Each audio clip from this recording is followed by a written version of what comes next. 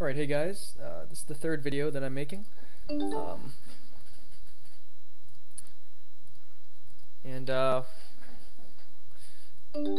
kind of a hit on the first games, but we're looking to improve our position and hopefully take down another match. And so here we go. Again, we're going to be playing fairly standard against our opponent, who we have no information on. Didn't shark scope him yet, but it should be fairly apparent what his style is early on in the game, and he's only one tabling, so his play should fluctuate accordingly as the game as the flow of the game progresses. So here we have Jack 9. We're raising that in position, common hand 2 raise in position, and we will see bet the flop, and he lets it go. I will tend to open a fair amount of my range towards the beginning of the match to see how my opponent will react. And typically what you would want is an opponent who will essentially play passively and never 3-bet you, and more often than not, we want them to be able to fold some of their holdings, especially if we're raising the weaker end of our range. We want to take those hands down pre-flop if we can. So here we have an ace. We're going to fire out on the turn and try to get 2 streets of value. And he folds. So not as much information as I would like yet, but he seems fairly okay with. Here we flop middle pair, and it would seem that this board is a bit draw heavy. Any 10, any jack is a draw, diamond draw, and so we will elect to call 1 street for now to see what happens. Here we turn the flush draw, which gives us a bunch of outs if we are behind, and he bets 60, and here's a spot where, in so many cases, ever since I started playing heads up, when I see my opponent bet weak twice, I've always had the immediate reaction to want to make it huge to get them off their hand. And I'm not too sure if this is a value play or a leak or not. Like I said before, I'm not an expert heads up player, but I think here I'm going to keep the pot small. We do have a lot of equity now if we're winning, and on the river if we're not. So we're just going to call and see a river card, and we do river the second nuts. So if he did have a 10 and was betting, so here he bets 60 again, and a common tell betting pattern wise among all weaker players is that they'll bet small when they have close to nothing, the bottom of their range, and they'll bet freaking hard if they have anything amazing. So here we are going to make a sizable raise, and we're going to make it pot size 360, and he does flat us. So when he flats us that quickly, I'm going to assume he has the 10. No, he had top pair. So we're going to make a note on him.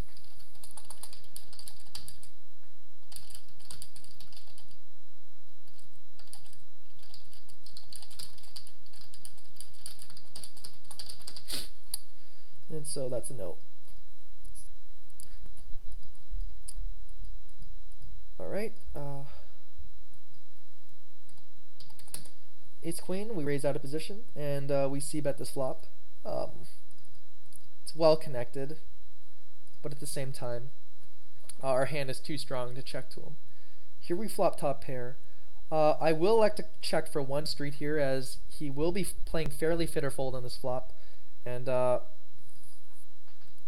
we want him to basically get a piece. So even now, we don't give him that much credit for a piece. So we are going to be betting to induce 30 into 120, and he does call us, which is great because it gives him a chance to hit something, and it might hopefully entice him to make more mistakes to play at us, because that $30 bet looks weak, and he does raise us here. He makes a raise of $60, and we will bet a bit more. When he bets 60, he's saying he has a jack, so maybe he'll call something a little bit more than normal. No, he folds. So this tells me that basically he was trying to make a play at us. He saw our $30 bet as something that was weak, and he tried to manufacture a bluff that spawned from that initial reaction. So here we have 10-7. Just going to be playing passively as we have been before. Not really going to be doing much with his hand. And he folds it. Ace-3, we're going to min-raise. We're about 34 big blinds deep, and so min-raising is definitely the preferable course of behavior. Paired board, we will c-bet this. And he folds.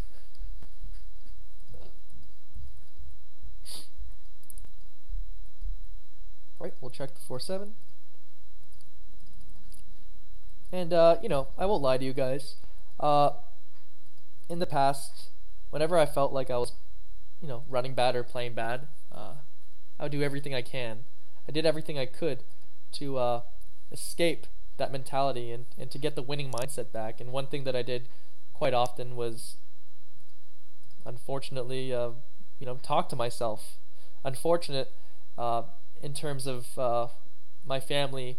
They're around and, you know, they think I'm weird, or they think I'm crazy because I'm talking to my computer while I'm playing poker. So unfortunate that my parents think that I'm insane, but fortunate in terms of being able to, you know, slow down the game flow because I'm talking at the same time as playing. So it makes me more aware of what's going on the board. I'm just not, you know, rage clicking everything that I can. So it's good in that respect. But you know, now that I'm recording myself, I guess I have all the justification I need for you know, seeming apparently crazy by doing this. So 3-5 offsuit. Again, we're not going to be doing anything too rash. We will lead out. Yeah, we are going to lead out here. It's a pretty dry board with 3 and deuce and the jack. And when he calls us here, we're just going to hope that he has the jack or the deuce or the flush draw. We want to price out the flush draws, so we're going to bet fairly large, and he does call again, and then the flush draw comes. It's pretty sick.